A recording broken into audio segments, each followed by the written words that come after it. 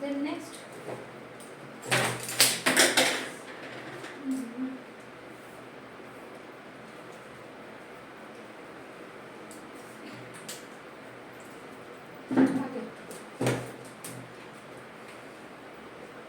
Opposition party जो workers were harassed. Opposition party workers were harassed and their meeting disrupted. Public protest and demonstration against the government were declared illegal. There was a law that limited the right to criticize the president. Television and radio were controlled by the government. It gave only the rules party version. They were independent newspaper, but the government harassed those journalists who went against it.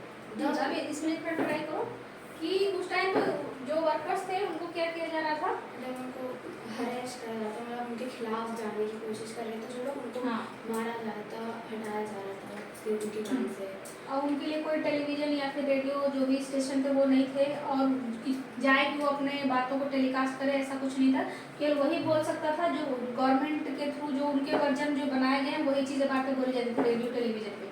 अगर कोई गलती से अगर उनके खिलाफ बोल दे तो फिर उसको क्या किया जाता था, उस जर्नलिस्ट को हरास किया जाता था और उसको उसको सजा दी जाती थी।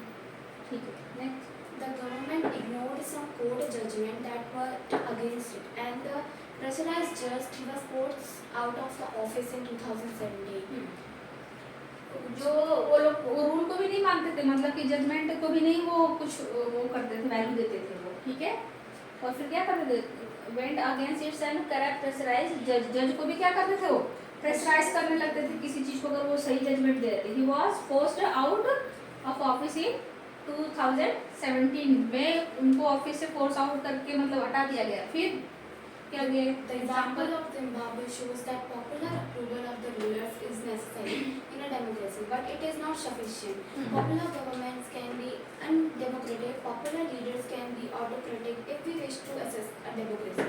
It is important to look at elections, but it is equally important to look before and after the election. There should be a sufficient room for normal political activity, including political opposition.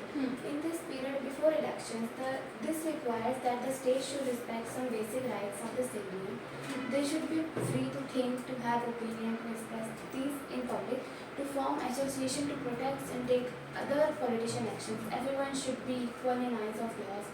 These rights must be protected by an independent government.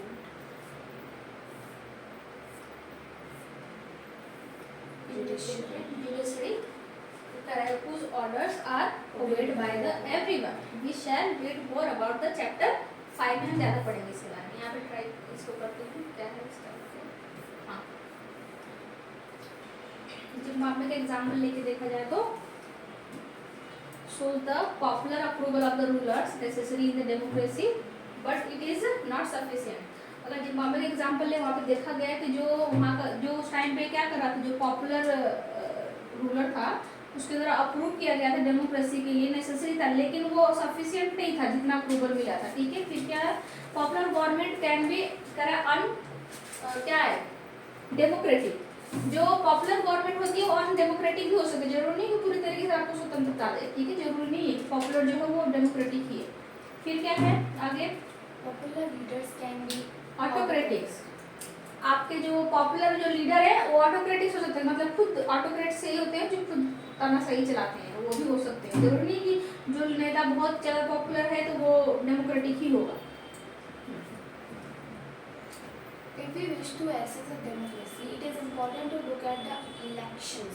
अगर हम इच्छा हमारी है कि अगर हमें democracy चाहिए तो हमें सबसे ज़्यादा इम्पोर्टेंट है कि हमें इलेक्शन कराना चाहिए। ठीक है, जिससे कि हमें डेमोक्रेसी मिल सकती है। But it is equally important to look before and after the elections. There should be sufficient room for normal political activity, including political opposition in the period before elections. कह रहे कि जितना चूज करना हमें election कराना जरूरी उतना ही ज़्यादा ये जरूरी है ऑब्जर्व करें कि अपोजिशन पार्टी क्या कर रही है, उसकी एक्टिविटी क्या है, क्या कर रही है, वो सभी हमें ध्यान देना जरूरी है ना। ऐसा नहीं बस हमने ये इलेक्शन कराने के लिए सोच लिया और पता चला कोई अदर जो है कि आजकल देख रहे हो कितना फ्रॉड है, वोट बैंक ही खरीद ले रहे हैं, ये सभी चीज़ें धोखाधड़ी हो रही है। तो ऐसा भी ना हो, हमें बहुत सावधानी से वो करना चाहिए। फिर ये रिक्वायर है कि हमें रिस्पेक्ट द बेसिक राइट्स। और हमें ये भी रिक्वायर्स हमें देखना चाहिए, इसकी भी हमें सोचना चाहिए कि जो बेसिक रिक्वायरमेंट्स हैं, जो राइट्स हैं लोगों के सिटीजन की, वो मतलब कि क्या उनका रिस्पेक्ट होना चाहिए, नहीं कि हम ऐसे करें सभी से जबरदस्ती या किसी से कह के हम करवाएं। फिर They should be free to think, to have opinions, to express this in public, to form association, to protest and take other political actions. मतलब कि उनको ऐसे फ्रीडम दीजिए कि वो सोचे अपने फ्री माइंड से, फिर वो एक्शन ले कि इनको किसको चूज करना, किसको नहीं चूज करना, अपोजिशन के खिलाफ जाना है, अपोजिशन को साथ देना है कि आपको देना है, ये चीज़ बोलना। फिर Everyone should be equal in the eyes of law. These rights must be protected by Judiciary. judiciary. कह रहे हैं कि लॉ के नज़रों में सभी क्या होते हैं, समान होते हैं, और ये तभी राइट्स तभी प्रोटेक्ट किया जा सकता है इंडिपेंडेंटली, उसको कोई नहीं छेड़ सकता जब जुडिशरी काम करेगी तभी, ठीक है। आधा उसके कि उसकी बातें सभी लोग को मानना पड़ेगा और मानते हैं जुडिशरी की, ठीक है। तो हम इस चैप्टर 5 में इसके बारे में ज़्यादा पढ़ेंगे। फिर Similarly, there are some conditions that apply to the way government is run after elections. A democratic government cannot do whatever it takes it likes simply because it has won an election. It has to respect some basic rules. In particular, it has to respect some guarantees to the minorities. Every major decision has to go through a series of consultation. Every office bearer has certain rights and responsibility assigned by the Constitution and the law. Each of these is accountable not only to the people but also to other independent officials. We shall read more about this in chapter 4. ठीक है, इसका try करते हैं। Same इसी तरीके से कुछ ऐसे कंडीशन होते हैं apply to the government is run after the election. इसके बाद कुछ यही सब रूल कि आपको इलेक्शन हो जाने के बाद भी हमें अप्लाई करने चाहिए गवर्नमेंट चलाने के लिए, कि आप देखो बहुत सावधानी से क्या चीज़ें सही है क्या गलत हो रही है। आप गवर्नमेंट बन के इसका मतलब है कि बैठ जाओ क्यों चाहिए, आपको देखना पड़ेगा कि कहाँ की चीज़ें किसके लिए क्या जरूरी है क्या नहीं है। फिर डेमोक्रेटिक गवर्नमेंट कैन नॉट करे what ever like the simply कह रहे हैं because it has won the election. मतलब कह रहा है कि जो डेमोक्रेटिक गवर्नमेंट होती है कैन नॉट वो करेगी what ever it likes simply because उसकी लाइफ जो गवर्नमेंट जीत गई तो उसकी इतना लाइफ सिंपल तो नहीं रहेगी, जैसे कह सकते हो जितना पहले था, तो इलेक्शन जीतने के बाद उसकी लाइफ कॉम्प्लिकेशन बढ़ जाती है। और क्या कर बिकॉज कि वो क्या कर इलेक्शन जीत लिया है, क्योंकि इलेक्शन जीता है तो इतना सिंपल तो उसकी लाइफ रहेगी नहीं। उसको बहुत धमकियाँ मिलती, कितने लोगों देखते नहीं हो, बॉस ज़्यादा क्या होते हैं उनके खिलाफ एक्शन लिए जाते हैं, और क्या हो जाते हैं बॉस उनको कभी कभी कितने उन लीडर्स को धमकाया भी जाता है, डराया भी जाता है, ठीक है। कह रहा है कि particular to respect some guarantees to the ministries, कह रहा है कि in the particular have the respect some guarantees to the ministry minorities. फिर कह रहा है कि कुछ ऐसे भी जो होता है is has to request some basic rules, उनको मतलब कि कुछ रिस्पेक्ट उनको क्या करना पड़ेगा, कुछ बेसिक रूल के रिस्पेक्ट करने पड़ेंगे, और क्या करने उनको गारंटी देनी पड़ेगी। भाई जो माइनॉरिटीज़ हैं उनके रिस्पेक्ट के लिए भी उनको गारंटी देनी पड़ती है कि उनकी जो रिस्पेक्ट हो वो ना हमसे मतलब कि कोई उनके रिस्पेक्ट को ठेस ना पहुँचाए, उसकी भी गारंटी क्या करते हैं उनको देना पड़ेगा। ये नहीं कि आप जीत गए तो आप नॉर्मल इंसान की तरह नहीं रह सकते, आपको हर चीज़ सोच समझ के करना पड़ेगा। फिर क्या कह रहा है every major decision has to go through the series of the consultation. जो उतने भी वो डिसीजन लेंगे कंसल्ट करके ही डिसीजन, एक दूसरे के साथ बात करके ही लेंगे वो डिसीजन, ऐसे अपने आप से वो नहीं वो कर सकते। कोई भी जैसे कॉन्स्टिट्यूशन है बना तो हमारे जितने भी उसमें रूल्स जो भी बनाए गए तो सभी के एक सहमति पे प्रपोजल दिया गया कि तब जाके हमारे 3 साल तो केवल ड्राफ्ट तैयार करने में लगे थे, फिर बाद में फाइनली जो संविधान बना। तो जब कोई रूल वगैरह बनता है कुछ भी तो पहले कुछ अगर आदेश दे रहे ऑर्डर दे रहे तो पहले कंसल्टेशन लेना पड़ता है, सलाह लेनी पड़ती लोगों की, तब अकेले डिसीजन नहीं ले सकती गवर्नमेंट, ठीक है, उनके सलाहकार वगैरह होते हैं। फिर क्या हो सकता है Every office bearer has certain rights and responsibility assigned by the Constitution and the law. Law और कॉन्स्टिट्यूशन के द्वारा असाइन किए गए रूल होते हैं जिसके थ्रू ही आपको क्या करने पड़ते हैं, किसी भी सर्टेन राइट्स जो भी हैं उस पर आपको काम करना पड़ेगा, उस पर आपको एक्शन लेना पड़ेगा।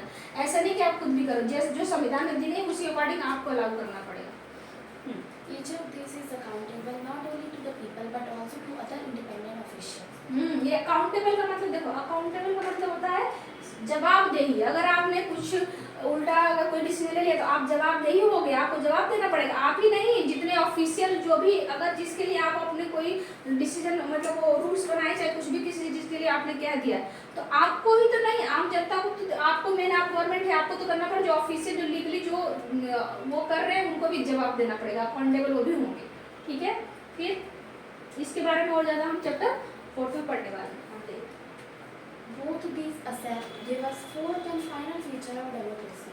A democracy government rules within limits set by constitutional law and citizens' right. 4 हमने एस्पेक्ट पढ़े थे, ठीक है। वोट वाला, एक वोट वन वैल्यूज, ये आपका 4th पॉइंट था जो भी आपने पढ़ा था। ये सभी चारों एस्पेक्ट कह रहा है कि हमें क्या बताते हैं कि जो डेमोक्रेटिक गवर्नमेंट होती है rules with in the limit set by the constitutional law and citizen rights.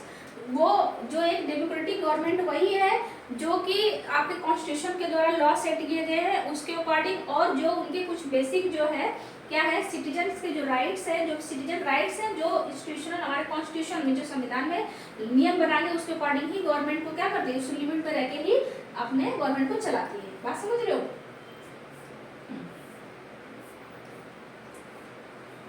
Summary definition पूछ रहा है, पढ़ सकते हो।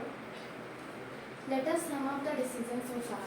We started with a simple definition that democracy is a form of government in which the rulers are elected by people. We found that this definition was not adequate unless we explained some of the key words used in it.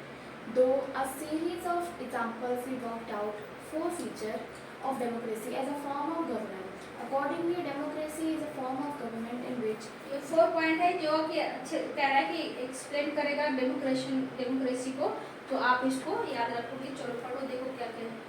rulers elected by the people take all the major decisions. Election offer a choice and fair opportunity to people to change the current rulers मतलब कि क्या होना चाहिए, पहला क्या बोला है कि जनता के द्वारा चुना होना चाहिए उनको, उनका मेजर डिसीजन होना चाहिए, नहीं कि बस जबरदस्ती का आप चुन के चले गए हो, जबरदस्ती सबसे धमकियाँ देके। दूसरा होना चाहिए कि आप उनको ऑफर देना चाहिए चॉइस के लिए, भाई अपॉर्चुनिटी देना चाहिए कि आप किसको गवर्नमेंट वो मतलब अगर गवर्नमेंट कोई चूज कर लिया है फिर बाद में अगर वो सही काम नहीं करे तो उसको फिर क्या करना चाहिए, अपॉर्चुनिटी करके उसको फिर हटा सके। होता है ऐसा नहीं, इलेक्शन फिर करके उसको हटा देते हैं, फिर दूसरे मतलब गवर्नमेंट को लाते हैं, ठीक है। Third, This choice and opportunity is available to all the people on an equal basis and सभी जितने भी जनता है सोसाइटी में जो भी रह रहे हैं समाज में, उन सभी को इक्वल राइट देना चाहिए, चाहे वो मेजर ग्रुप में हो चाहे माइनर ग्रुप में, सभी का इक्वल राइट्स होना चाहिए चूज करने के लिए। the exercise of this choice leads to the government limited by the basic rules of the constitution and citizens' right. Exercise of this choice leads to government limited by basic rules of the constitution and citizen rights. ये सभी अगर opportunity उनको दी जाए ये सभी चीजें, तो वो उनको क्या होगा, एक लिमिटेड गवर्नमेंट कह रहे हैं लीड टू अ क्या government the exercise of this choice, अगर ये जितनी चॉइस अगर दी जाए सब, तो उसके अकॉर्डिंग जो लिमिटेड जो गवर्नमेंट ऐसे चूज कर सकते हैं वैसे गवर्नमेंट को लीड करें जो लिमिटेड मतलब एक कॉन्स्टिट्यूशनल रूल्स इस सब के बीच में रह के उसको फॉलो करते हुए क्या करे, वो गवर्नमेंट को चलाएगा, ऐसे गवर्नमेंट को चूज कर सकते हैं। नेक्स्ट, अब यहाँ पर देखो कुछ दिया हुआ है, चेक योर प्रोग्रेस, चेक कर सकते हैं आप। Read these 5 examples of working on tenure of democracy. Match each of these following in the relevant Examples. feature of democracy discussed above. King of Bhutan Has declared that in future he will be guided by the advice given to him by elected representative. इसमें आपका ये match करने आई थी वो सही नहीं है match, ठीक है। तो रूल ऑफ लॉ कहलाएगा या फिर 1 पर्सन 1 वोट 1 वैल्यू कहलाएगी, जो आपने 5-4 एस्पेक्ट पढ़े थे ना उसी में से। Major decision by elected leaders या फिर रिस्पेक्ट फॉर राइट्स, भूटान के जो हैं किंग डिक्लेयर किया कि in the future we will guided by advice, ठीक है, given to him by elected representative के द्वारा, जो इलेक्टेड रिप्रेजेंटेटिव जो गाइड करेंगे एडवाइस देंगे उसके अकॉर्डिंग हम क्या करेंगे फ्यूचर में जो भी है, मतलब कि उन्होंने डिक्लेयर किया कि ही विल गाइडेड, उनके द्वारा गाइड किए जाएंगे by the advice given to him, ठीक है, बाय द इलेक्टेड रिप्रेजेंटेटिव के द्वारा, जो इलेक्ट किए गए उनके द्वारा एडवाइस लेंगे। तो इसमें क्या है आपका वो हो रहा है, respect of rights, respect for right कर रहे हैं, रूल ऑफ लॉ कह रहे हैं, या 1 पर्सन 1 वोट तो हो नहीं सकता, free and fair electoral competition, और पढ़ो फिर साथ मिल जाएगा। Make decision by the elected leader, I think ये होना चाहिए 4th। हाँ, Many Tamil workers. Many Tamil workers who migrated from India were not given a right to vote in Sri Lanka. 1% of vote in Bali. Many Tamil workers who migrated from India were not given rights to vote in Sri Lanka. Free and fair नहीं हो सकता है. Respect for right is a 1% one vote one value होगा. Respect for rights होनी चाहिए ना, उनके लिए तो राइट ही नहीं दे रहे थे वोट देने के लिए. तो मैं भी ये सोचता है आगे पढ़ते शायद आगे लिए. The king imposed a ban on political gathering, demonstration and rallies.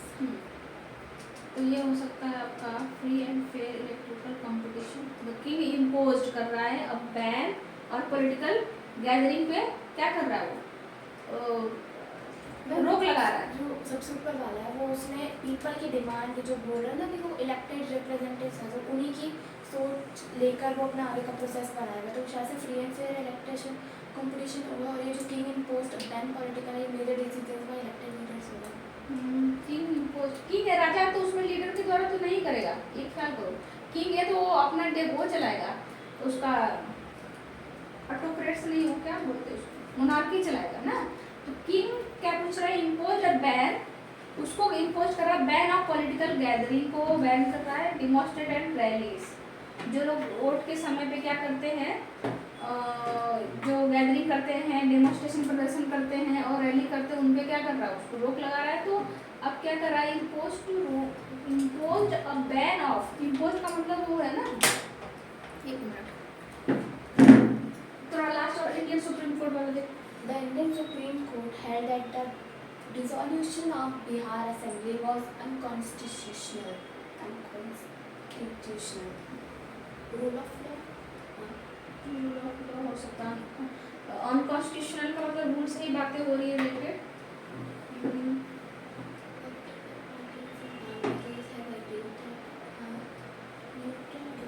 Impose मतलब कह रहा है कि उनको जो कह रहा है the king imposed a ban of, थोपना होता किसी भी चीज बातों में, मतलब किसी के ऊपर कोई चीज को इम्पोज करना, लगाया जाना या आरोप लगा रहे हैं. बैन ऑफ, बैन कर रहा है किस चीज को, ये सब गैदरिंग को. तो ये क्या हो सकता है, मेजर डिस्क्रिमिनेटिव तो हो नहीं सकता. Free and fair election competition, इसको भी 1% respect for rights, rule of law. The Indian Supreme Court held that the dissolution of the Bihar Assembly was unconstitutional. Political party in the Bangladesh have agreed that the neutral government. चलो शायद हम आगे और पढ़ेंगे तो चीज़ें clear हो सकती है, क्योंकि लेकिन चारों ऊपर के एस्पेक्ट से ही रही है, उसी से क्लियर करना है. चलो आगे पढ़ते हैं, पहले टाइम वेस्ट नहीं करते हैं. तो इसको अभी थोड़ा और फुल माइंड से सोचेंगे इसको. चलो हाइट डेमोक्रेसी, ये जो भी हमारा जनरल है. Why democracy? An argument broke out in Madam Liduo's class. She had finished teaching the previous section on what democracy is and asked her students if they thought democracy was the best form of government